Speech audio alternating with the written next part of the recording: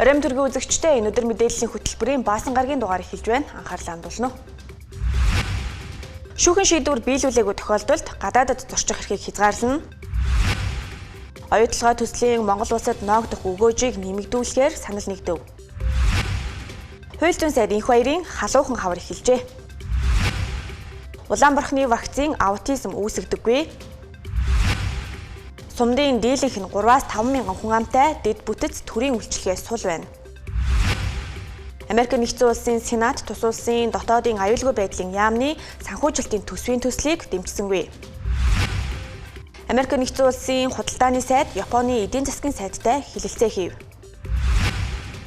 Эдгээр олон бусад мэдээллийн дэлгэрэнгүй одоо та бүхэнд танилцуулъя. Захиргааны эргийн шүүхийн шийдвэр биелүүлээгүй тохиолдолд дээд шатны албан тушаалтанд мэдэгдэх арга хэмжээ авах зохицуулалттай тул бодит байдал дээр захиргааны шийдвэрээ биелүүлэхгүй байх тохиолдолд түгээмэл албадлахын үр нөлөөтэй механизм дутмаг байна. Иймд хариуцагчид сахилгын хариуцлага оногдуулах, олон нийтэд мэдээлэх зэрэг албадлахын үр нөлөөтэй арга хэмжээг хуульчлах замаар захиргааны шийдвэр гүйцэтгэлийг заавал биелэгддэг тогтолцоонд шилжүүлэхээр хуулийн төсөл боловсруулсан байна. За шүүхийн шийдвэр гарах гэж явагддаг, гарсан хойноо биелдэггүй. За өнгөрсөн жилийн байдлаар иргэний хэргийн шийдвэрийн биелэлт мөнгөн дүнгээр ердөө 21%-тай, за мөн дотоод гадаадын арбитрийн шийдвэрийн 70 орчим хувь нь биелэгдээгүй байгаа тоо батлаад өгнө. За тэгвэл шүүхийн шийдвэр гүйцэтгэх тухай хуулийг боловсронгүй болгож, холбогдох хуулийн төслийг ирэх 3 дугаар сард улсын хурлд өргөн мэдүүлэхээр төлөвлөн ажиллаж байна гэлээ. За энэ хүрээнд шүүхийн шийдвэрийг бодитоор хэрэгжүүлдэг болгох зорилгоор шийдвэр гүйцэтгэгч хугацаа хэтрүүлсэн мэдээллийг ил тод болгох, за гадаадд зорчих эрхийг хязгаарлах, төрийн хөнгөлөлттэй зээл дэмжлэгт хамруулахыг төр төтгөлцүүлэх зэрэг хуульчлах замаар заавал биелэгддэг тогтолцоонд шилжүүлнэ гэлээ. Засгийн газар хууль зүйн дотоод хэргийн яамны зүгээс энэ шүүхийн шийдвэр гүйцэтгэх хуулийн шинжилгээний хариулгын төслийг боловсруулж улсын хурлын хаврын чуулганд өргөн мэдүүлэхээр ажиллаж байна. Өнөөдөр одоо яг 2025 оны байдлаар авч үзэхэд 4.3 их найд төгрөгийн шүүхийн шийдвэр гүйцэтгэлтэй холбоотой ийм хөрөнгөний асуудал хэрэгжиж байна. Гэтэл гүйцэтгэл ердөө 21%. Тэгэхээр энэ хангалтгүй байна. Энийг одоо бид 30, 40, 50% төрөх ёстой. Дор хаяж. Шүүхийн шийдвэр гарах гэж бас цаг хугацаа авдаг. Гарсныхаа хойно биелдэггүй. Тэрний цаана иргэн давхар хохирол байдаг. Энэ олон жилийн 7 жил үргэлжилсэн хүртэл хэрэг байгаа. Энэ хугацаанд нөгөө анхны авах гэжсэн тэр хохирлын хэмжээ мөнгө төгрөгийн асуудал бол инфляц бусад зүйлд идэвхтэй дахиад хохироод идэв. Тийм учраас энийг бид бас шийдэхээр ажиллаж байна. Энэ гомдлын асуудал маань өөрөө шүүхтэр 3 шатны шүүхээр явдаг. Одоо битэмжлэгтэр маргаан гарсан тохиолдолд 3 шатны шүүхээр явал эцлэгдэн тэгээ үнэлгээнд дээр мөн адилхан 3 шатаар явна. Хурдан борлуулалтаар мөн адилхан 3 шатаар явна. Тэгэхээр энэ шүүхтэр очиод ингээд шийдвэрж байгаа хугацаа бол харилцаа адилгүй. Тэгээд дөрөж 3-5 жил болж ингээд удааш. Тэгээд нөгөө шүүхийн шийдвэр хэрэгжихгүй байна л гэдэг. Гэтэл өнөөдөр дагаж мөрөж байгаа процессын хууль нь өөрөө тийм боломжуудыг олгоцсон. Нэг гэсэндээ төлбөр төлөгчөөс төлбөр авахчаас илүү төлбөр төлөгчийн нийлүүлэлттэй. Тэгэхээр энэ асуудлуудыг энэ бол улсын чигээр дагаад бас өөрчлөлт шинжилт хийгээд. За Солонго Кремлин холбооны бүгд найрамдах Герман улсын Бавари мужийн улс төрч, за Германы улс төрд 10 гаруй жил зүтгэж байгаа анхны Монгол эмэгтэй юм а. Түүний дуршлагаас буюу олон улсын жижигээс авч үзвэл шийдвэр биелүүлэх хүртэл өдөр тутмын мөнгөн таргуул оногдуулах, сахилгын хариуцлага хүлээлгэх, үйл биелүүлсээр байвал энэ талаарх мэдээллийг олон нийтэд ил тод болгох, нийгмээс тусгаарлах зэрэг албадлагын хөшүүргийг хэрэгэлдэг бөгөөд ингэснээр захиргааны эргийн шийдвэр гүйцэтгэл үр дүнтэй хэрэгждэг гэж байсан юм а. Энэ хуралд оролцсноор хуулийн шинжилсэн хэлэлцүүлэхийн талаар одоо мэдлээ. Тэгээд яг хөө Герман улсад бол яг харьцуулахад жишээлбэл өөр төлбөрөө төлөх байгаа хүнд те цаанаас нь одоо бүх зам дээр нь хаалт үүсгдэг. За жишээлбэл банкны данс нээхгүй, за ажилд авахгүй, байрны гэрээ хийхгүй ч юм уу тухайн иргэн ингээд нийгэм шигт нь бүхэл юм дээр нь одоо хариуцлага тооцоолох тогтолцоо тэмдэг байдаг те. За миний хувьд болохоор яг хуу Германы улс төрд 10 жил болж байгаа. За ажил мэргэжлийн хувьд бол гадаад бодлого аюулгүй байдлын зөвлөлөөр Монгол улсын хүчний байгууллагатай холбоотой ажилладаг. Тус хуулийн төсөөл амжилттай хэрэгжиж чадвал шүүхийн шийдвэр зөвхөн цаасан дээр үлдэх бус бодитоор хэрэгжиж төлбөр төлөгч үүргээ хугацаанд нь биелүүлэх хариуцлагын тогтолцоо төлөвшнө. Үүний үр дүнд шүүхийн шийдвэрийг заавал биелүүлэх эрх зүйн соёл, нийгмийн ёс зүй, хандлага бэхжинэ. Салсан гэр бүл хүүхдийн тэтгэмжээ өгдөг эцэг их 51% байна. Энэ нь хүүхдийн эрхийг зөрчиж байна гэсэн үг ээ. Иймд шүүхийн шийдвэр гүйцэтгэлийн шинжилсэн хуулийн хүрээнд хүүхдийн тэтгэмжээ төлөх чадамжгүй иргэний төлбөрийг төр хариуцах, ажилд зуучлах замаар иргэн төлөөлөх арга хэмжээ авна. Гэр бүлээс халуул хүүхдийн тэтгэмжийг 21 нас хүртэл олгох журамтай. Гэсэн ч хүүхдийн тэтгэмжийг тогтоолохгүй байх зорилгоор тэтгэмж өгөх ёстой тал алга болчихдгоо. За энэ асуудлаар дахиад дүүргийн шүүгэд хандан тэгсээр байгаад 3-4 жил болсон кейсч байна. За шүүхэд эрен сурвалжлах ажиллагаан дээр асуудлууд их гардаг. За тодорхойлбол хаяг нь тогтоогдохгүй байна. Эсвэл чи өөрөө олж ир гэдгээ. За хүүхэдтэй тэтгэмж авах гээд эрхээ эдлэх гэж байгаа хүн дээр давхар ачаа энэ мэт үүрэлдэг. За тэгвэл хүүхдийн тэтгэмжээ төлөх чадамжгүй иргэний төлбөрийг төр хариуцаж ажилд зуучлах замаар иргэн төлөвлөнө гэлээ. Хөлийн шинжилтээр бол одоо хүүхдийн тэтгэлээ төлж чадахгүй байгаа өнөөдөр бол 50 орчим хүн бол хүүхдийн тэтгэлийг бол төлөгдөхгүй байна гэж сая хөлийн танилцуулгад ярьж байна. Энэ төлөгдөхгүй байгаа шалтгаан нөгөө ажилгүй өөрийн гэсэн орлогогүй тэрнээс үүдэл. Тэгэхээр энэ шинэ хөлийн хөдөлмөртөр аль болохоор бол ажил зуучлах зуучлж өгөөд тухайн ажлын байраар хангаад тэгээд ажилтай байгаа ажилд болсныхаа дараа тэр цалин хөлсөөс нь хүүхдийн тэтгэврийг төлөвлөх гэдэг ийм зохицуул бас явж байгаа. Нөгөөтэйгөр эхний ээлжинд одоо хүүхдийн эрх ашиг нэгдүгээр байгаа учраас бас энэ нь бол төр өөрөө төрүүлж тодорхой хэмжээгээр охирлыг барагдуулаад дараад нь тухайн иргэнийг бас тодорхой хэмжээгээр ажлын байранд зурчлаад ингээд охир төлбөрийг барагдуулах энэ концепт саналууд бас явж байна. За хүүхдийн тэтгэмжийн асуудал шүүхэд ирдэг гомдлын хамгийн их хувийг эзэлдэг. Иймд иргэний хэргийн шүүхийн шийдвэрийг шуурхай үр нөлөөтэй хэрэгжүүлэх, шийдвэрийг заавал биелэгдэх зарчмыг хангах зорилгоор төлбөр төлөгчийг хугацаанд нүүргээ биелүүлэхэд чиглэсэн албадлагын арга хэмжээ хөшөөргүүдийг процессын түвшинд бүрдүүлэхээр болжээ. Рио Тинто группийн Монгол дахь үйл ажиллагаа эрхэлсэн захирал Амар Жаргал, оюутлогоо компанийн гүйцэтгэх захирал Мөнх Сүх, санхүү эрхэлсэн дэд захирал Дулам Сүрэн, үйл ажиллагаа эрхэлсэн захирал Эндрю Лайнаар Монгол улсын ерөнхий сайд Зандан Шатартай уулзаж, Рио Тинто зэсийн группийн гүйцэтгэх захирал Кейти Жаксны хариу захидлыг гартуулан өгчээ. Рио Тинто группийн Монгол дахь үйл ажиллагаа хариуцсан захирал Амар Жаргал, оюутлогоо хувьцаат компани гүйцэтгэх захирал Мөнх Сүх, мөн санхүү эрхэлсэн дэд захирал Дулам Сүрэн, үйл ажиллагаа эрхэлсэн захирал Эндрю Лай, Монгол улсын ерөнхий сайд Зандан Шатартай пүрэв гарагт уулзаж, Рио Тинто зэсийн группийн гүйцэтгэх захирал Кейти Жаксны хариу захидлыг гартуулан өглөө. Энэ үеэр талууд өнгөрсөн онд эхлүүлсэн хэлэлцээний явц болон оюу толгойн төсөлд Монгол улсын эрх ашгийг хангуулах тухай ерөнхий сайд Зандан Шатрын загталтаа тусгасан асуудлуудын талаар ярилцлаа. Уулзалтаар ерөнхий сайд Зандан Шатар үндсэн хуулийн суурь зарчмын дагуу оюутлогоо төслийн өгөөжийн дийлэх хувь Монголын ард түмэнд ноогдох, мөн зээлийн хүү болон менежментийн зардал бууруулах асуудлаар бодит үр дүн гаргах шаардлагатайг хэлж байна. Рио Тинто компани гүйцэтгэх захирал Саймон Трот ерөнхий сайд Зандан Шатарт энэ оны 2 дугаар сарын 5-ны өдөр илгээсэн цагталтаа оюу толгой үйл ажиллагааг урт хугацаанд амжилттай, тогтвортой явуулах, талуудын нийтмэл ашиг сонирхолд тулгуурласан нээлттэй үр дүнтэй яриа хэлэлцээрийг үргэлжлүүлэх байр суурь хэвээр байгааг нотолсон байна. Ойрын хугацааны асуудлуудыг шийдвэрлэх зээлийн хүү менежментийн төлбөр төслийн үр ашгийг нэмэгдүүлэх Монголын ард түмэнд өргөөжийн дийлэн хэсэг нь оногдож байх.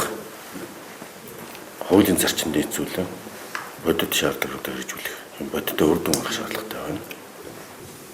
Өмнө явж ирсэн найдал яриа хэлцээг сүнжруулах, хэлцээний агуулгыг бүдгэрүүлэх, удаашруулах байдлаар явуулахгүй гэдгийг айлал талдаа гадуур ойлгож бодит үр дүн гаргаж ажиллах шаардлагатай байна. Зээлийн үүний хэлцээртэй холбоотойгоор бол бас тэнтэй санал нийлж байна. Бид нар бол айл болохоор энэ асуудлыг бол одоо хурдан шийдэгдээсээ илүү үсэж байна хэлцээрээсээ.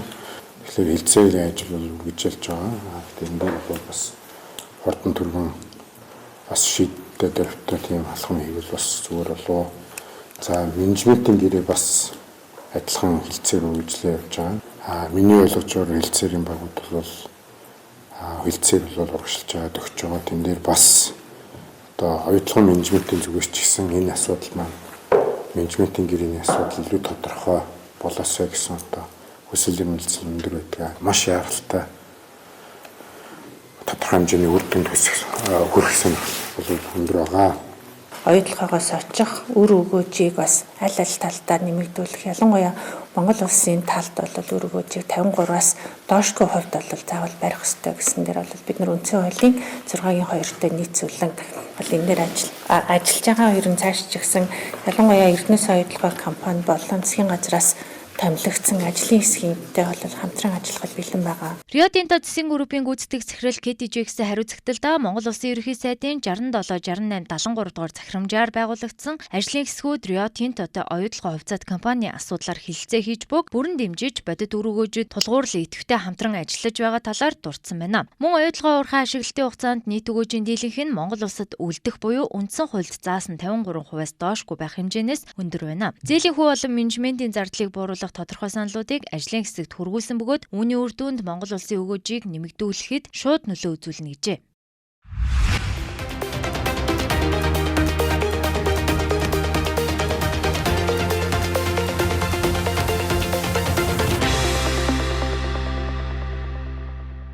Тавталгаа бүлэг ордын нэг болох Бортигийн ордыг эдийн засгийн эргэлтэнд оруулахаар гадаад дотоодын хөрөнгө оруулагчдыг татах нээлттэй сонгон шалгаруулалтыг зарлаж байна. За хууль зүйн дотоод хэргийн сайд энх баяр удаадаараа энэ хавар халуухан хавар болно хэмээн мэдгдэт байгаа. Өөрөөр хэлэх юм бол улс төрийн хүрээнд бол халгаас хэлгээ явагдаж цаашлаад бол өмнө нь өмнөх засгийн газрыг хийж хэрэгжүүлж байсан хэд хэдэн хууль бус үйлдэлийг бол засгийн газраас болон хууль зүйн дотоод хэргийн сайд энх баяр бол олон нийтэд ил болгосон. За үүний нэг бол Smart Eco Trans компанитай холбоотой мэдээллийг засгийн газрын хурлаар ил болгосон. За уг компани бол хил орчмын бүс нутагт уулуурхайн тусгай зөвшөөрөл эзэмшсэн. Ингэхдээ Монгол улсын хил орчмын газар нутгийг хугацаагүйгээр буюу Монгол улсын хилийн бүс нутгийг хугацаагүй ашиглахын эрхийг хувийн компанид ерөнхий сайд асан оюун эрдэнэ засгийн газар олгосон гэдэг мэдээллийг бол ярьсан. За тэгэхээр уг мэдээлэлтэй холбоотойгоор буюу тэр Smart Eco Trans гэдэг компани байгуулагдсан өдөр нь улсын хурлын дараагасан амар хязгаарлалттай холбогддог адмирал компанитай нэг өдөр байгуулагдсан гэдэг нь бол дурдсан. Өөрөөр хэлэх юм бол энэ Smart Eco Trans компани, Admiral компани гэдэг компаниуд бол хоорондоо холбоотой буюу цаашлаад энэ үүний цаана улсын хурлын дарга гасан амар хязгааллын холбогдсон нүүрсний хэрэг болон Бортигийн ордыг эдийн засгийн эргэлтэнд оруулахын сонгон шалгаруулалт зарлах энэ үйл явц бол давтаж байгаа гэж ойлгож болно. Өөрөөр хэлэх юм бол Бортигийн орд бол мөн улсын хурлын дарга гасан амар хязгааллтай холбогддог. За түүний тухайд бол Бортигийн ордыг түшиглэн баяжуулах үйлдвэр барих бол тендерт Адмирал компани бол сонгон шалгаруулалтаар ялж 2023 оноос бол үйл ажиллагаа явуулах гэж байсан нь 2023 оны үйл ажиллагаа явуулах гэж байсан нь нүүрсний сонсголоор бол ил болсон. Бортигийн ордыг эзэмшиж байгаа энэ улсын хурлын дарга гасан лиценз эзэмшдэг гэдэг улсын хурлын дарга гасан амар хязгааллын эзэмштэйгээ гэдэг нь Бортигийн ордыг засгийн газраас энхүү эдийн засгийн эргэлтэнд оруулахаар бол хөрөнгө оруулагчдыг зарлалаа. Бортигийн ордыг эдийн засгийн эргэлтэнд оруулахын тулд олон улсын зарчмын дагуу ил тод нээлттэй байдлаар дотоод гадаадын хөрөнгө оруулагчдад санал тавьж байгаамаа. Энэ ордод хөрөнгө оруулж хамтран ажиллах хүсэлтэд илэрхийлээч. За Бортигийн ордны нөөцийн хувьд бол нийт 424 сая тонн нүүрсний нөөцтэй. За үүний 404 сая тонн нь бол сул коксчсон нүүрс, 19.6 сая тонн нь эсэлцэн нүүрсний нөөцтэйгээ.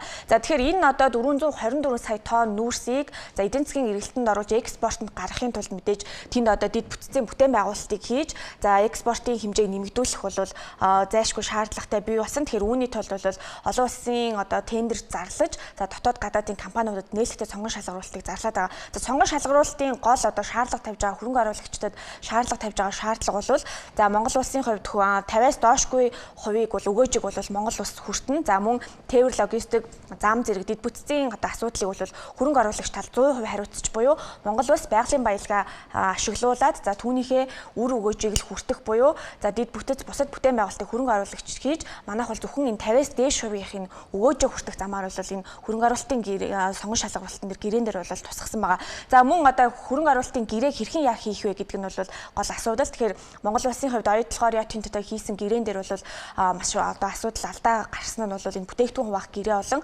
хөрөнгө оруулагчдын гэрээ гэдэг хоёр асуудал дээр бол манайх анх яригдчихсэн 51% бол хүртэж чадаагүй. Тэгэхээр уг асуудлыг бол засахын тулд яг энэ Бортигийн орд дээр хийгдэх энэ хөрөнгө оруулагчдын гэрэн дээр бол орлого хуваах зарчмаар явна гэдэг сонголтыг хийсэн. За өөрөөр хэлэх юм бол тухайн яг олсон орлогоосоо бол хувааж манайх бол үр өгөөж өгөхтэн орлого хуваах дээр нэмэх нь бүтээгдэхүүний борлуулж байгаа нэгжийн өртгийн нэгж үнээс хамааруулаад ашигын хувиа борлуулалтын орлогоос хүртэх орлогын хувиа нэмэгдүүлдэг энэ загвар руу явъя. Үндсэндээ бүтээгдэхүүний зархтаа бол уул уурхайн бүтээгдэхүүний биржийн тухай хуулиар буюу одоогийн хууль тогтоомжийнхаа дагуу бол зарна. Үнэтэй зарах тусмаа Монгол улсын хүртэх ашиг өгөөж маань бол нэмэгдээ яваад байна. Нөгөө талаасаа хөрөнгө оруулагч талын зардлыг одоо хянах бол шаардлага байхгүй. Хөрөнгө оруулагч тал одоо тодорхой үр өгөөж хүртэхийн тулд аль болох зардлаа бага хэмжээтэй байлгахыг ирмэлцэх ийм одоо загваруудаар бол сонгон шалралтын баримтчийг бэлдсэн. Хэдийгээр 424 сая тонны нүүрс гэдэг нөөц байгаа ч гэсэн үүний 404 орчим сая нь бол энэ сул коксч нүүрс гэдэг нь бол бүгд найрамд дахтад ард улсын манай одоо нүүрсийг худалдан авдаг гол улсын хувьд бол энэ чанар муутай нүүрсэндээ орно. Тэгэхээр худалдан авалтын хувьд бол үнийн хувьд харьцангуй одоо бага. За тэгэхээр бид бол энэ нүүрсийг одоо ойрын одоо дээдлэн 15 сая тонн нүүрсийг одоо экспортлж байж за Монгол улсын хэвний 300 орчим сая доллароос доошгүй одоо ашиг хүртэх юм одоо суур бол үндсэн урьдчилсан тооцооллыг гаргаад байгаа. Тэгэхээр цаашлаад за засгийн газарт танилцуулж улсын хурлаар баталгаажснаар Бортигийн орд эдийн засгийн эргэлтэнд орж за уул уурхай тэр дундаа нүүрсний экспортыг нэмэгдүүлэхэд бол гол нөлөөгөө үзүүлнэ гэсэн хүлээлттэйгээр бол энэхүү за Бортигийн орд эдийн засгийн эргэлтэнд оруулах ажлыг эхлүүлж байна. За дараагийн мэдээ хүргэе. Эрдэнэ төлөвлөрийн аваалгыг ашигладаг Зэс Эрдэнийн хувь компанийн хувьцаа эзэмшигчид за үйл ойлголцож өвмөө самуун дэгдээлээ.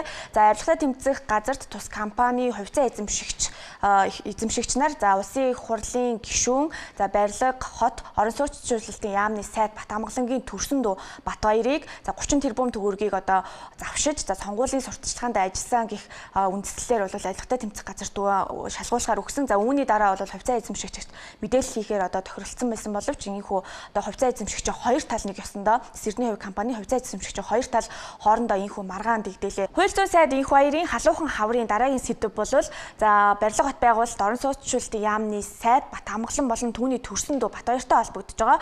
За тэгэхээр улсын хурлын гишүүн Пунсалмаагийн нөхөрийн за хос мөнгөн зам компани за Батамгалан сайдын төрсөн дүү Батбаярын эхнэрийн за компани л бол 6.8 тэрбум төгрөгийн гүйлгээ хийгдсэн байдаг. За энэ мөнгийг сонгуулийн сурталчилгаанд за Батамгалан сайд ашигласан гэсэн хардлага бол байдаг. Тэгэхээр тус одоо Батамгалан сайдын төрсөн дүүгийн Батбаярын эхнэрийнх нь компани нь өөрөө за Зэс Эрдэнийн хувь компани 70% эзэмшдэг ийм компани байгаа. Тэгэхээр хувьцаа эзэмшигчдийн мөнгийг мөн одоо энэ сонгуулийн сурталчилгаанд ашиглаж за 30 орчим тэрбум төгрөгийн одоо энэ хувьцаа эзэмшигчдийн мөнгийг одоо хууль бусаар ашигласан хэмээн бол Зэс Эрдэнийн хувь компани хувьцаа эзэмшигчид ийхүү үзэж авилгатаа тэмцэх газарт бол шалгуулах юм одоо шаардлагыг бол хүргүүлсэн байгаа. Нэг төлөвлөрийн аваалгыг ашигладаг энэ Зэс Эрдэнийн хувь за ачид их зэрэг одоо олон компаниуд үйл ажиллагаагаа явуулж за Эрдэнэ төлөвлөрийн аваалгаас бол ашиг орлого олж ирсэн. Тэгэхээр засгийн газраас за уул уурхайн баялагийг ард түмэнд тэгш хүртээхээр за 60 хүртэлх хувийг бол за хуримтлалын санд бол хуваарлахаар бол эхний 4 компанитай бол урьдчилсан хилцээрийг байгуулсан. За үүнд бол ачид ихт компани орсон. Тэгэхээр үүний араас бол энэ хүү уул уурхайн компани тэр дундаа яг Монголын сайлын үнээр гэгддэг Эрдэнэ төлөвлөрийн дэргэдэх энэ аваалгыг ашигладаг уул уурхайн компаниуд ч гэсэн энэ за уул уурхайн өгөөжийнх нь 60% хүртэлх өгөөжийг за ард түмэнд хүртээний гэдэг энэ засгийн газартай хилцээр хийх болов гэсэн юм хүлээлттэй байна. Өнгөрөх 2025 онд гэхэд 16,000 гаруй хүүхэд хүчирхийлэлд хүрсэн байна. Үүний хамгийн харамсалтай нь дийлэнх нь гэр бүлийн орчинд үйлдэгддэг гэсэн харамсалтай тоо мэдээлэл байна. Монгол Улсын хэмжээнд сүүлийн жилүүдэд бага насны хүүхэд бэртэж гэмтсэн хохирогч олсон хэрэгүүд шил дараалан гарах болсон. Тэгвэл хүүхдийн 108 дугаарын утсанд 2026 оны 2 дугаар сарын 12 буюу өчигдрийн байдлаар 294 дуудлага мэдээлэл ирснээс сэтгэл санааны хүчирхийлэл 12, бие махбодын хүчирхийлэл 13, үе тэнгийн дээрлэхэлт 13 тус бүртгэгдэжээ. Өчигдрийн дуудлага мэдээлэл дийлэнхтэй Баянзүрх дүүргээс ирсэн гэжээ. За яагаад та яаж болсон юм бэ те? Эхнэр нөхөр байна гэдэг бол одоо зөвхөн насанд хүрсэн хүмүүс бие биенийхээ өмнө үр хүлээждэг. Эцэг их болно гэдэг бол хүүхдээ насанд хүртэл нь одоо хараанаасаа салгалгүй нөгөө эцэг ихийн үр гэж чухал зүйл өгдөг те. Тэрийг бас бодолцоож аюул сайн өдөр болгон алхам тутамдаа бодмаар байна. Тэгээд аригтан согтурахгүй байх хэрэгтэй байна. Хоорондоо одоо ярихгүй хүүхдийн дэргэд хэлэх хэрэггүй байна. Тийм ээ. За тэгээд одоо хүчирхийллийг бол бүр үлдэрч болохгүй. Амьдралд бол одоо зовлон жаргал, санаа сэтгэлээр унах ч гэдэг юм уу янз янзын асуудал бол тохиолддог. Гэхдээ үүнийгээ бас одоо гоё бие биетэйгээ ярилцаж тайтгарах, ээж авдаа хандах, сэтгэл зүйч хандах ч гэдэг юм уу те. Томчуудын дунд ч гэсэндээ хэдийгээр би даасан хүн боловч янз бүрийн одоо ингээд сэтгэл санааны одоо хямрал, гониг зовлон бий болох үед бол байж л байдаг. Гэхдээ энэ үедээс хүүхдээ мартаач те. За дээр нь одоо ингээд өмнө нь өөр гэр бүлтэй байж байгаа дахиад одоо салгаад магадгүй дараагийнхаа гэр бүлийг үүсгэж байт юм уу те. Энэ явцад бас ингээд хүүхэд орхигдох явдал байдаг. Тий. За тэгэхээр одоо хүүхдээ ялангуяа бага насны хүүхдээ алхам тутамдаа л бас хардаг, ханддаг, эцэг эхийн үүргээ биелүүлдэг байгаарай л гэж хэлмэж. Хүүхэд хүчирхийлэлд өрсөн гэх мэдээллийн 70.1% нь гэр бүлийн орчинд үлдэгдэж 35 мянган хүүхэд гэртээ бэртэж гэмтэж 3269 хүүхэд гэмт хэрэгт холбогдож 2936 хүүхэд гэмт хэргийн хохирогч болсон нь эцэг их асран хамгаалагчийн хараа хяналт дутмаг анхаарал болгоомжгүй байдлаас үүдэлтэй байна. За ер нь бол манай өдөр дундчаар 3-4 үйлчилгээ одоо гэрэл хүчирхийлэл болмоос одоо зөвлөгөө хүчилгээ авч ийн. Тэр дундаас бол заавал одоо 4 хүн гэж бодох чинь нэг хүн заавал одоо аюулгүй байдлаа хамгаалтанд байх. Тэр дундаа хүүхэд одоо бэлгийн хүчирхийлэлд өрсөн хүүхэд байна. За үйл хавар хүчирхийлэлд өрсөн. За гэр бүлийнхэн зүгээс одоо бие махбод юм бол сэтгэл санааны хүчирхийлэлд өрсөн хүүхдүүд маш ихээр ирж хандж байна л да. Хүчирхийлэл далд хэлбрээр үйлдэгддэг тул хүүхдийн сэтгэл зүйг маш хүн дээр гэмтээдэг гэж сэтгэл зүйчид хэлж анхааруулсаар байдаг. Иймээс гэр бүлийн хуулийг чангатгаж эцэг их байх хариуцлагыг нэмэгдүүлэх шаардлагатай байгаа бөгөөд зарим эцэг эхчүүдийг соён гэгэрүүлэх, хөгжүүлэх хэрэгцээ шаардлагатайг харуулж байна. Анхаарлаа хандуулж байгаад баярлалаа. Хөтөлбөр үргэлжилж байна. Улаанборхон улаануудын эсрэг сайн дурын вакц дархлаажуулалт улс орон даяар хэрэгжиж эхэлсэн билээ. Энэ цаг үед Улаанборхны вакцин аутизм үүсгэдэг гэсэн буруу ташаа мэдээлэл гарч байгааг албаны хүмүүс үүсгэлээ. Улаанборхон улаануудын эсрэг вакциныг манай улс анх 1973 онд хийж байжээ. Тухайн үед вакцины ямар ч ойлголтгүй байсан бидэнд өдөрт бүртгэгдэх хүнд өвчтнүүдийн тоо, нас оролт зэрэгээс вакцин хамгаалсан гэж эрдэмтэн судлаачид тогтоосон байдаг. Сүүлийн үед захин орчинд Улаанборхны вакциныг аутизм үүсгэдэг хэмээн иргэд олон нийтэд вакцины талаар худал мэдээллийг удаадараа түгээж байгаад анхаарах хэрэгтэйг албаны хүмүүс анхааруулж байна. Өнөөдрийн байдлаар одоо өнгөрсөн 25 оны 2 сараас хойш 14177 тохиолдол болчлаа. 13 хүүхднээс орсон байна. Тэгэхээр Улаанборхон өвчлөл бол тасрахгүй л байгаад байна. Манай улс бол дэлхийд одоо өвчлөлөөрөө хамгийн дээгүүрт орж байна. Өвчлөл өндөртэй 10 орны тоо яг сая хүндээ тооцох юм бол өвчлөл төлөөрөө нэгдүгээрт явж байна. Тэгэхээр маш олон хүн өвдөж байгаа учраас одоо бодит эрсдэл бол байсаар байгаа. За тэгээд Улаанборхон өвчнөр өвдөж байгаа хүмүүсийн дийлэнх нь вакцин хийлгээгүй хүмүүс байгаа. За ихэнх нь 10-аас 14 насны хүмүүс илүү өвдөж байгаа учраас уг нь л одоо яг 10-аас 15 насны хүмүүстэд нэмэлт дархлаажуулалтыг Улаанборхон улаануудын эсрэг вакцины хийж байгаа. Тэр энэ вакцинд хамрагдах юм бол өөрсдийгөө сэргийлэхээс гадна одоо бусад хүмүүсийг сэргийлэх боломж байдаг. Яагаад гэвэл нийт хүн амын 95%-аас дээш хүмүүс одоо энэ Улаанборхны эсрэг вакцинд хамрагдчихэж Улаанборхон өвчний тархал зогсдог. Тэгэхээр манай хүн амын дунд энэ хамрагдалт бас одоо 68% таага тэрнээс дээшээ явж чадахгүй байгаа учраас Улаанборхон өвчин ингэж бүр одоо байхгүй болчихдоггүй байгаа. Улаанборхон өвчин хэр аюултай өвчин бэ? Улаанборхны халдвар нь бие махбодод тархснаас өмнө амьсгалын замыг өвчлүүлдэг халдварлах чадвар хамгийн өндөртэй вирусын нэг юм а. Вакцин хийлгээгүй 10 хүн тутмын 9 нь халдвартай хүнтэй харьцсан тохиолдолд шууд халдвар авах боломжтой. Улаанборхны халдвар нь халуурах, арьсан дээр тууралт гарах зэрэг шинж тэмдгээр илэрдэг байна. Харин хүндэрсэн тохиолдолд сонсгол, хараа модох, уушигны хатгалгаа, мөн үхэл хүргэж болох тархины өрөвсөл үүсгэх аюултай өвчин юм а. Энэ бол одоо та бүхэн би дахиад нэг хэлдэг. Нэг хүмүүс нөгөө хэлүүл сайн ойлгох байх гэж бодож байгаа.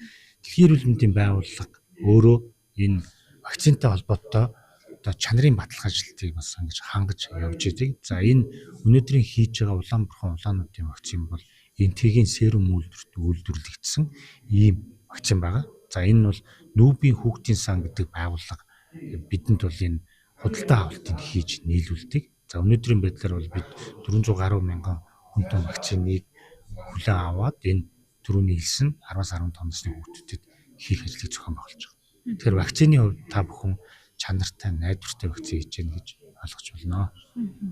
Улаанборхон нэраа хүүхэд болон хавдрын эмчилгээний сүүдэнд дархлаа суларсан насан туршидчдэд хүн дээр тусдаг байна. Хэрв жирэмсэн үед Улаанборхоноор өвчлөлбөл, зулбах, дотоод төрөх зэрэг эрсдэлтэй. Түүнчлэн хүний биед орсон вирусыг таниж устгах чухал үүргийг гүйцэтгэдэг эсрүү Улаанборхны вирус довтолж сулруулдаг тул халдвар авсны дараа олон жилийн турш дархлаа муудах эрсдэл үүсдэг байна.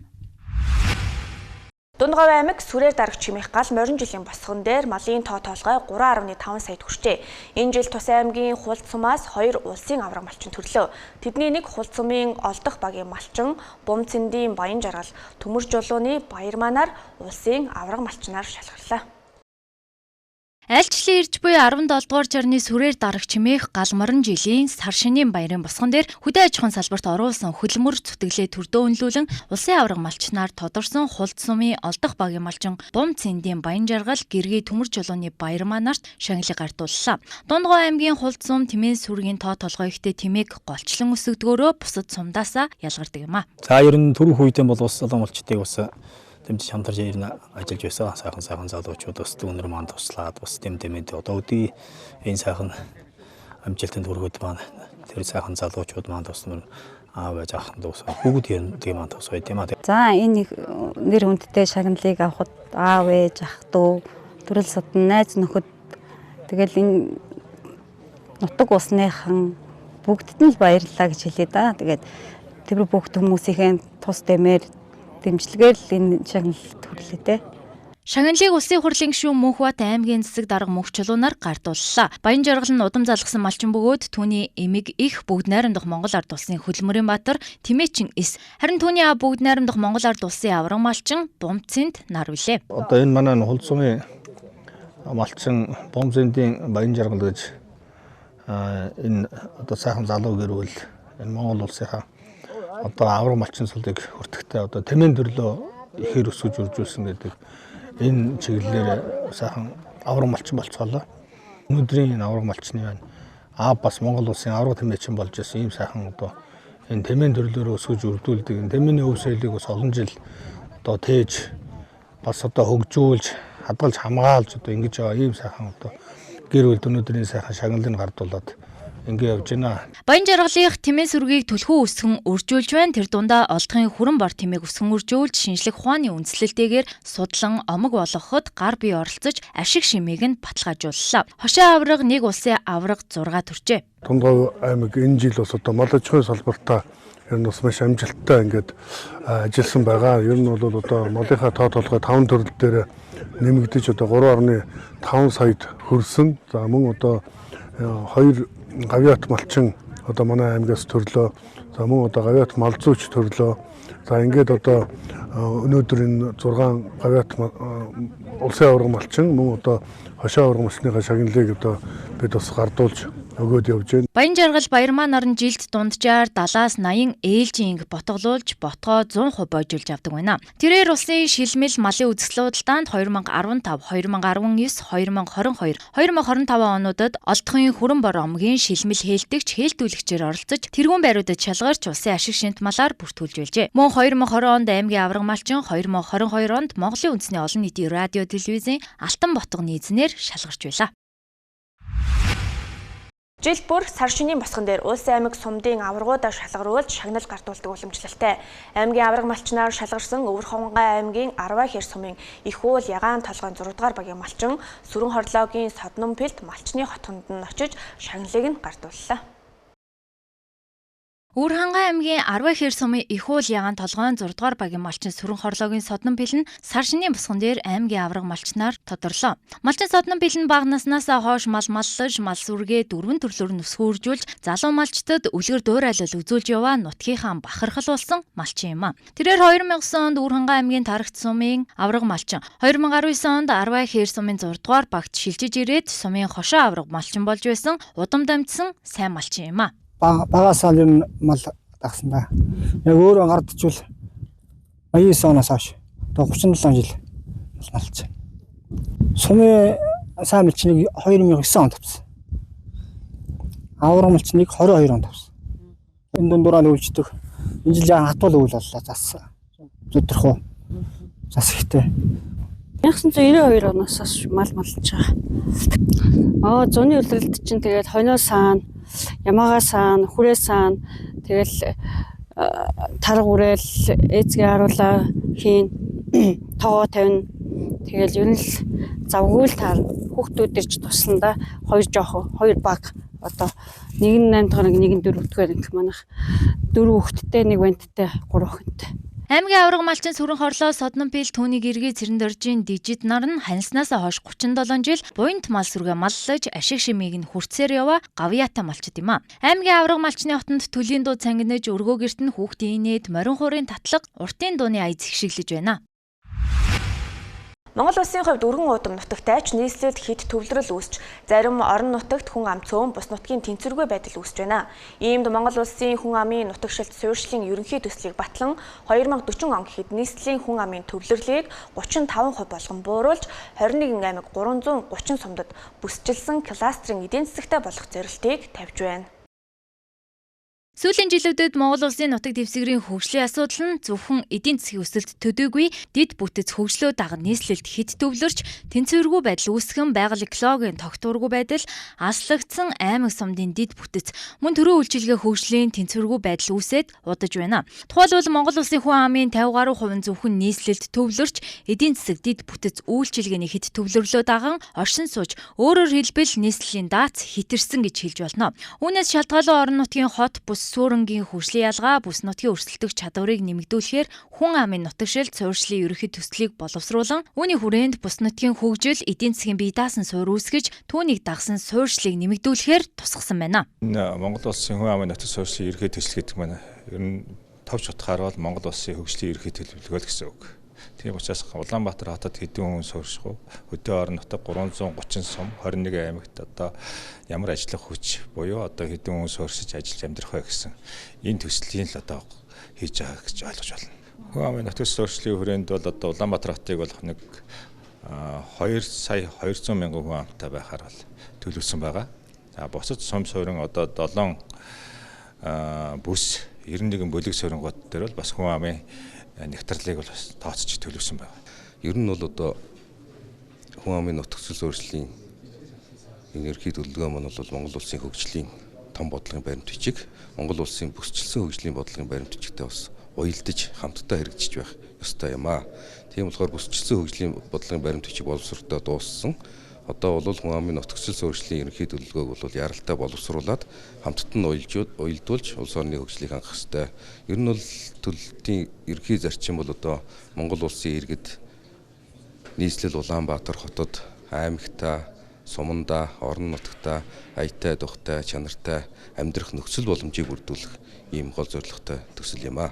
Хүн амын нутагшилт суурьшлийн тогтолцоо нь хүн амын оршин суух байршил хот суурин газрын шатлал тэдгээрийн хоорондын уялдаа холбоог сайжруулахаар 21 аймаг 9 дүүрэг 330 сум 1600 багт Монгол улсын хүн амын суурьшлийн оновчтой тогтолцоог бий болгох зорилтыг дэвшүүлснээрээ онцлог гэдгийг албаныхан хэлж байна. Мөн улсын их хурлаас 2024 оны 6 дугаар сарын 5-ны өдөр Шинэ зүүн мод хотын эрх зүйн байдлын тухай хуулийг баталж хот байгуулах тухай улсын их хурлын 76 дугаар тогтоолоор Шинэ зүүн мод хотыг байгуулан нийслэлийн тусгай чиглэлийг гүйцэтгэх стратегийн ач холбогдол бүхий Монгол улсын нийслэл Улаанбаатар хотын дагуул хот байхаар заасан байдаг.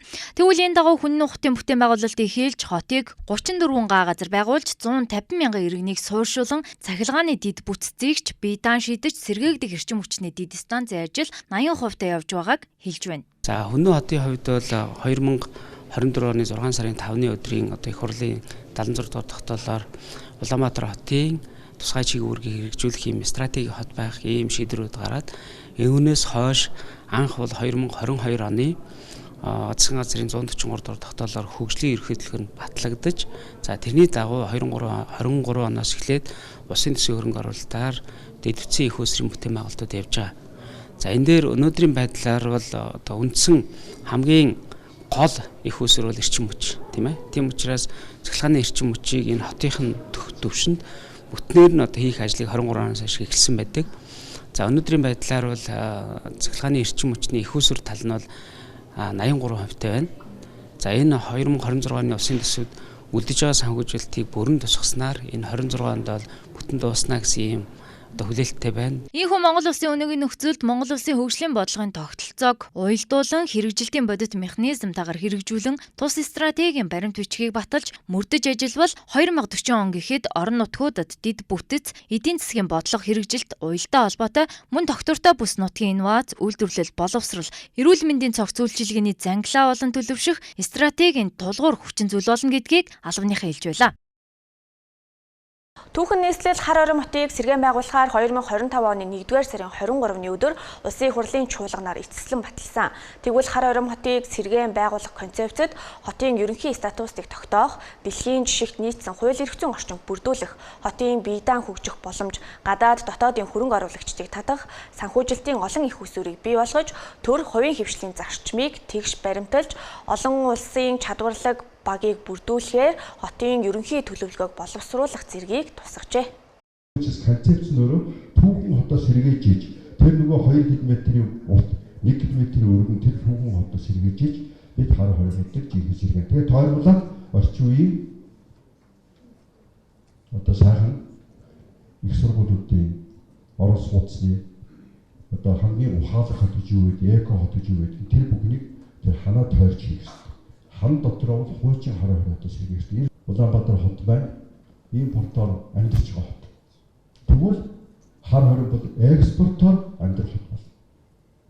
Тэгэхэд бол бид нар оюун ухаан тулгуурласан үйлдвэрлэлийг тэнд хөгжүүл. Дэлхийн хамгийн шилдэг сургуулиудыг тэнд урьж авчирч ажилуулна. Монголын сургуулиуд тэдэртэй хамт хөгжиж. За тэгээд хар хориг хот бол өөрөө зөвхөн одоо хуучин хот гэж бид нар боддог ойлголтоос салаад тэр бүснүүдийн хөгжлийг хар хориг хот бол өөрөө дэмжиж. Зөвхөн бүснүүд гэж бүр Монголын хөгжил. Хойшоо уушаа шууд төмөр зэмээр гарна. Улаанбаатар хотоос шалтгаалдаг хар хориг хот байж болохгүй. Тэгвэл энэ Улаанбаатар хотын төмөр зэмээр хизээч хар хориг бүр бараа бүтээгдэхүүн хойшоо уушаа гарч чадахгүй. Тэгвэл хар хориг өөрөө биеэ дагаад хойшоо гардаг. Биеэ дагаад уушаа гардаг төмөр зэмтэр байна. Өөрөө биеэ дагаад нисдэг онгоцны бодолтой байж ич энэ хар хориг хот бол өөрөө Монголын хоёр дахь нийслэл болно. Тэгээд улсын хурал тэнд очиж байнгын үйл ажиллагаа явуулах хэрэгтэй гэж бид хэлж байгаа. Яагаад гэвэл тэнд их хуралдаа хуралдаж Чингис хаанаас сонгож ирсэн. Бөгөөдөө хаанаас сонгож ирсэн. Тэр бол Монголын нүдчдийн парламент. Тэгээд 40 он гэхэд бол 15 жилийн дараа 14 жилийн дараа гэхэд бол яг тэр түүхэн хотод сэргэгдсэн. Оюуны төв бол түүхийн оюуны төв болон парламентын дэвшил үйл ажиллагаа явуулдаг болсон. Хурдны галт тэргээр Улаанбаатар хоттой холбогддог болсон. Хойшоо урагшаа төмөр зураг гардаг болсон. Экспортын чиг хэмжээтэй эдгээс хөгжсөн. Онцгой бүсийн статустай, хоёр дахь нийслэлийн статустай татваргүй 15 жил ямар ч татваргүй байх ёстой гэж би боддог. Энэ энхүү дарга болохоор тэ хараар үндэсний талаар маш тийм нухацтай ойлголттой мэдээлэл хүргэлээ. Өөрөөр хэн хийж байгаа ажил нь болон Монголын хойч ирээдүйд маш чухал алхам хийх гэж байгаа бодлого учраас энэ одоо явж байгаа энэ хурал зөвлөгөөн төр энэ асуудлыг тусгах нь зүйтэй гэж үздэг. Яг л Монгол улс түүхэн дээрээ дөрвөлжил босдог, түүхээрээ л хөгждөг. Дэлхийн эдийн засгийг ноёлж исэн 2020 он өнөөдөр биелэлээ болоод 800 жилийн дараа түүх татагддаг байхгүй. Ийм учраас энэ хүний ярьж байгаа, энэ хүмүүсийн ярьж байгаа энэ асуудлыг хансайтын төсвүүд тусгах нь зайлшгүй шаардлагатай гэж байна. Гэхдээ өнөөдөр бид нар заавалч энэ төслийг нэмэлт болгож засаж сайжруулалтанд оролцуулаарай гэж байгаа учраас шүүмжлэлтэй болно учраас энийг сайн дэмжиж байна. Би өөрөө нэг мөнгөн модны талаар бас ярьж байна. Би бол алт эрдэнэсийн мөнгөн мод гэдэг патенттэй байхгүй юу. Тийм учраас бол энэ мөнгөн мод бол 5 твийг бэлэгдсэн, 5 тансаг ашигаад 5 шуум бол тэг бүхэл зүйлийг энэ 5 тоонд оршдог байхгүй юу. Энэ ажлыг хийсэн. Тэгээд төв дэлхийгээс олж ирсэн ол зомгоор хаан энэ мөнгөн модыг барьсан байхгүй юу. Өөрөөр хэлбэл одоо тэр мөнгөн дэвсгэртийн ард байдаг баталгаа нь одоо энэ буцаад хар хорины мөнгөн модыг барих юм бол бид дэлхийн монголчуудын оролцоотой дэлхийдээ оролцоо цоошин хотыг үүсгэх үндсэн мөн учраас өнөөдөр энэ хүн одоо их чухал асуудлыг хөндөж ярьлаа л гэж ойлгож байна. Нийслэл хотод 550-аас 600 мянган тээврийн хэрэгсэл хөдөлгөөнд оролцдог бол үүний 1000-аас 1300 шугамд явж байгаа автобус байна. Өнөөдөр 2 дугаар автобус бааз үр дүнгийн хурлыг зохион байгуулж үр дүнгээ хилэлцлээ. 1987 онд Тарлабусны компанид нэртэйгээр байгуулагдаж өдгөө 39 жилийн түүхтэй зорчигч тээвэр 2 автобус бааз 2025 оны ажлын үр дүнгээ хилцэн баярын хурлаа зохион байгууллаа. За өнөөдөр манай зорчигч тээвэр 2 орон нутгийн өмчтэй чонтой төсөл үйлдвэрийн газрын 2025 оныхаа ажлыг дүүнэж хурлаа хийж байгаа энэ баярын өдөр миний хувьд бол 20 дахь жилээ энэ байгууллагатай ажиллаж төрийн дээд чиглэл алтан ганц зодонгоор ингрэмэл ажиллагаадаа төлөв их баяртай байна.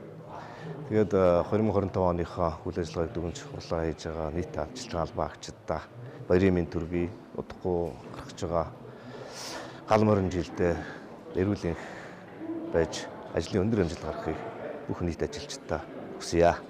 Баярын хурлын үеэр нийтийн тээврийн бодлогын газрын дарах салбарын хэмжээнд хийж хэрэгжүүлсэн ажлуудын талаар танилцуулга бэлтгэе үргэж нийтийн тээврийн салбарын өнөөгийн байдал цаашдын зорилгыг онцлон хэлэлцлээ. Мөн байгууллагын захирал удирдлагууд 2025 онд хийж хэрэгжүүлсэн ажил, бүтээн байгуулалт, байгууллагын хөгжил чиглэсэн бодит үр дүнгуудыг танилцуулж хамт олонныхоо хөдөлмөр зүтгэлийг өндрөөр үнэлсэн юм а. Өнөөдөр бид нар 2025 онд хийсэн бүтээсэн ажил амжилттай бололт 70 оноогоо дүгнэхээр манай байгууллагын хамт олон энд уран суглаад байна. Өнгөрсөн 2025 онд манай байгууллага ажлын өдөр нийт 145 гаралт, амралтын өдөр 110 гаралтайгаар нийтийн тээврийн үйлчлэгийг хангаж ажилласан. За техникийн бэлэн байдлыг 92% хангаж ажилласан байна. 2025 онд манай байгууллага нь одоо нийтийн тээврийн байгуулагдсан гэрээний өргөн биелэлтэй 95.3% хангаж ажилласан. За энэ төлөвлөсөн төлөвлөгөөнөө 103%-аар биелүүлэн ажилласан байгаа. Хөдөлмөр зүтгэлээр манлайлсан шилдэг ажилтан хилтэс хилцээний дарга нарыг захирлын нэрэмжис шагналаар шагнан урамшуулж хамт олонний эвнэгдэл, урам зоригийг бадраасан үйл ажиллагаа болон өнгөрлөө. Циркийн урлаг үндсэн 8 төрөлтэй бөгөөд уран нугаралтыг бие даан төрөл гэж үзвэл 9 жанрт хуваагддаг. Харин 2020 оны судалгаагаар эдгээр 32 төрөл болон задарч нийт 93 чиглэлд хүртэл өргөжин тэлсэн байна. Гэвч Монгол улсад циркийн урлагийн стандарт, аюулгүй байдлын бүрэн хангасан барилга байгууламж дутмаг хэвээр байна. Циркийн урлаг нь Монголын нэрийн уцалсан өрмөс урлагийн нэг лээ. Циркийн урлагт хүндчин, акробат, гимнастик, чангуутас, жонглер, элэв, амтан сургууль, уран нууралт, тэнцвэр зэрэг үндсэн төрлүүдэд хуваагддаг. Эдгээр наривч хөгжснөөр Монгол улсын хэмжээнд 32 дэд төрөл болон салбарлсан байна. Судалгаагаар циркийн урлаг дэлхийд дахинд 93 төрөлд хүрч өргөцсөн нь энэхүү урлаг техник, ур чадвар, аюулгүй ажиллагааны өндөр шаардлагатай болсныг илтгэж байна. Хөтөлбөр нь ямар хөтөлбөр байдаг гэх юм бол хүний биеийн бүх булчин шүрмэс одоо эд ихэтэнд хүрч очдог ийм нарийн үзүүлэлттэй ийм хөтөлбөр байдаг. Циркийн сургуулийн жүжигчин болох гэж байгаа хүн биш ч гэсэн ер нь хүнд хөдөлгөөнд дасгал хэрэгтэй байдаг учраас энэ хөтөлбөрөөр хийгээд тэгээд миний хөтөлбөрийн судалгаанд хэрэгсэн арга бол антропометрийн арга гэж байгаа. Энэ хөтөлбөрөөр хичээллээд энэ аргаар хэмжих юм бол таны биед ямар өөрчлөлт гарсан бүгдийг тав тодорхой харагдана гэнэ. За циркийн сургуулийн үндсэндээ бол үйл ажиллагаагаа явуулаад одоо 25 төгсөл гаргасан байна. Үүний одоо 26 27 ер нь бол одоогоор суралцж байна. За циркийн миний илтгэлийн сэдэв болохоор циркийн жүжиглэх урлагийн хөтөлбөрийн онцлог нь юу юм, түүний давуу тал нь юу юм гэдгийг судлахыг хичээсэн. За үндсэндээ бол миний судалгааны ажил 4 жүжиглэх урлагийн буюу нэг индекстэй 4 урлагийн хөтөлбөр орсон гэсэн үг. За 4 урлагийн хөтөлбөрөөсөө ур чадварын хувьд юу юм, ямар мэрэгжлийнх нь онцлогоосоо шалтгаалаад ямар сургуулийн илүү давуу талтай байгаа нь гэдгийг тодорхойлох гэж хичээсэн байна. Доктортой хөгжил, урлаг ба боловсрол судлал, эрдэм шинжилгээний хурал зохион байгуулагдлаа. Тус хурлыг нээж захирал Шарав Цэрэн үг хэллээ. Энэхүү эрдэм шинжилгээний хурлаар циркийн урлагийн жүжиглэх урлаг хөтөлбөрийн онцлог, давуу тал, циркийн анхан ба дунд шатны хөтөлбөрөөс бие бэлтэрт нөлөөлсөн үзүүлэлт ба харьцуулалт, жонглер, циркийн урлагийн барилга байгууламж, циркийн жүжиглэлтийн онцлог ба театрын урлагтай харьцуулсан судалгаа зэрэг хэлцүүлгүүд хэлэлцлэгдлээ. Миний илтгэлийн сэдэв болохоор циркийн жүжиглэлтийн онцлог театрын урлагтай харьцуулсан судалгаа. Энэхүү илтгэлээ ерөнхийдөө одоо циркийн жүжиглэлт одоо театрын элементүүдийг шингээснээр ямар одоо юм давуу талтай юм одоо үзэгчдэд үзүүлэх нөлөө нь ямар байгаа юм гэдгийг судлахыг зорьсон. Яг сургуулаа одоо цуг ихтгэл тавьж байгаа багш нар маань миний өөр юм багш нар байхгүй. Тэг би яг энэ багш нараараа гардуулж сургуулаа төгсөж исэн. Тэгээд одоо багш нартайгаа цугныг тавьсан дээр зогсоод одоо яг багшлаад яг жилийн хугацаа өнгөрсөн байна. Тэгээд анхныхаа ихтгэлийг тавих гэж болохоор тодорхой хэмжээний сандрал, тодорхой хэмжээний хүндлэл одоо ингээд бүх юм зэрэгцсэн сайхан үе гэж байна да. Зөвхөн Монгол циркийн өнөөгийн байдал гэх юм бол Монголын ард түмэн цөмөрөө мэдж байгаа. Ганц байдаг цирк мэдээж одоо 19 жилийн өмнө дэндүү сайхан цирк болгоно. Дэлхийн бүр гайхамшигтай болгоно гэдэг надад манай мундаг аврах асуушаар чинь амлж амлж байгаа давсан өнөөдөр захвалцаад явж байгаа бүгд мэдчихэж байгаа. За энэ бол тэр хүний ч буруу шахаа менежмент авлах төр засгийн тодорхой хэмжээний зэрэг орлыг яаж хандж байгааг нь илэрлэн байгаа биз.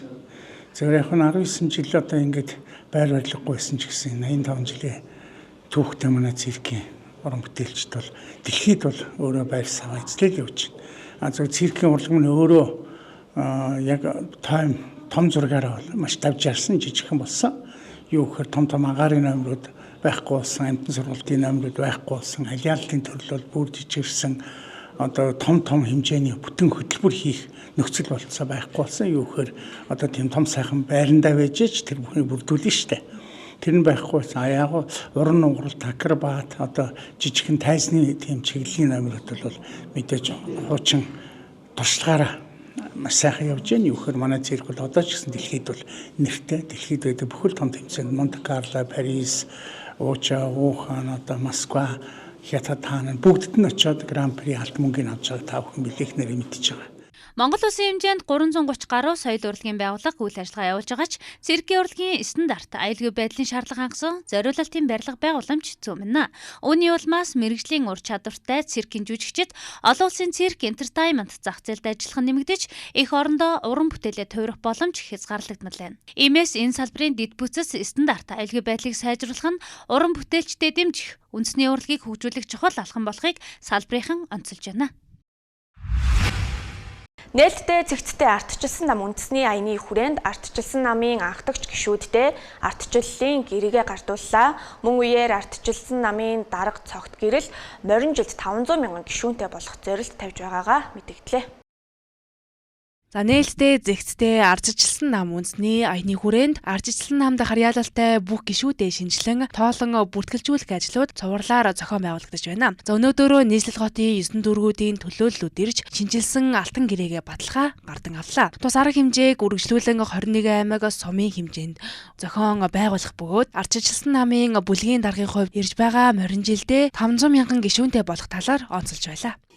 Өнөөдөр ардчилсан намын гишүүд шинжилсэн бүртгэлтэй хамрагдж байна. Улс даяар бүгдээрээ шинжилсэн бүртгэлээр хамрагдаад намын дараачийн дотоод сонгуулийн ажилд идэвхтэй оролцохыг уриалж байна. Сонгуульч болоогүй л байна л да. Зөвхөн энэ үедээ бол ардчилсан намын одоо шинжилсэн бүртгэл буюу гишүүдээ бүгдийг тоолж бүртгэлжүүлэх одоо ажиллагаа явагдаж байна.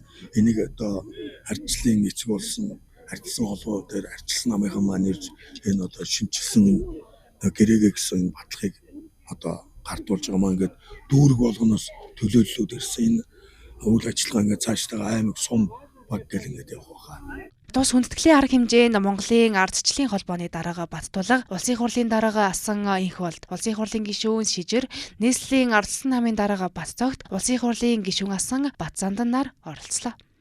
Бидэнтэй хамтаас үзэгч та бүхэнд баярлалаа. Та бүхэн сайхан амраарай.